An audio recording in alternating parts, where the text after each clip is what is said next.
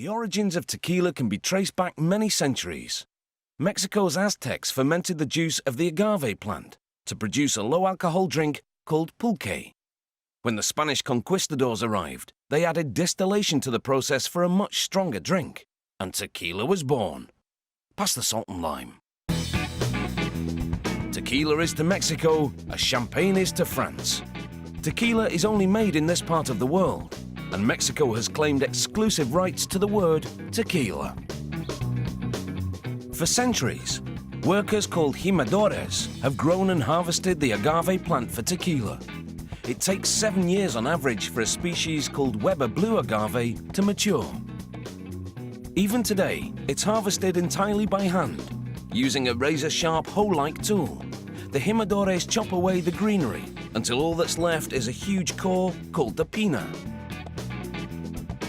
Filing the round blade frequently keeps it sharp, allowing them to remove most of the bitter-tasting leaves from the pina.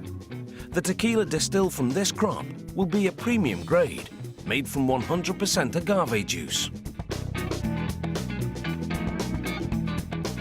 The jimadores routinely remove a small piece and measure the starch content of the crop.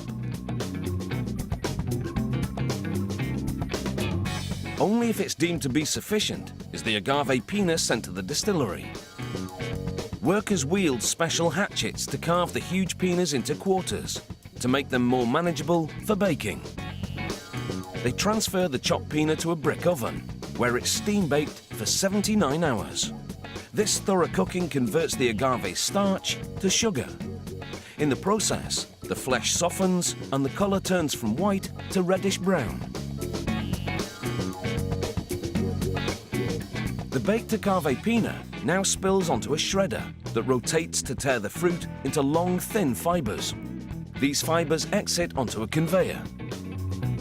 The shredded pina lands in a pit, where a worker forks it up and moves it into the path of a huge stone wheel called a tahona. Operated mechanically, the tahona wheel turns to crush the fibers and squeeze out the precious agave nectar. It takes 2 hours of crushing to extract all the juices. They pipe the juicy mash into wooden tanks and add yeast. The yeast causes fermentation, a process where sugar is transformed into alcohol. After 72 hours of fermentation, the alcohol content reaches 5%. The fermented pulp and juices have an earthy, acidic bouquet, and the aroma fills the air. They transfer the fermented mash to small copper stills. Inside the stills, the alcohol is boiled off, and the vapor condensed into a more potent liquid. This is called distillation. After 2 distillation cycles, they have tequila. A technician measures the alcohol content, and it's 55%.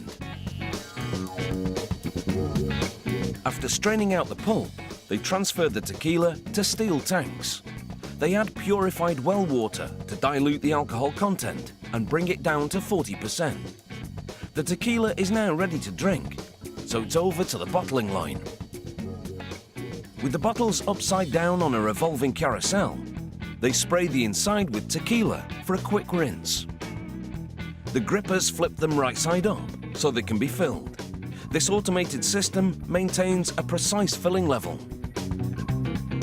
An employee corks the bottles and then sends them down the line. The next worker presses adhesive-backed transparent labels onto them. The see-through labels showcase the clarity of this fresh, premium tequila. For a drink with a little more complexity, they aged the tequila in oak casks for 2 months or more, depending on the grade. During aging, the tequila takes on a woody flavor and turns a warm shade of amber. The master distiller personally approves every batch. He checks the color, inhales the aroma, and puts his observations down on paper. He also takes a little sip. No longer just a rough swig for banditos, tequila has gone up market and is a key ingredient in many popular cocktails. The end result is still the same though. Cheers.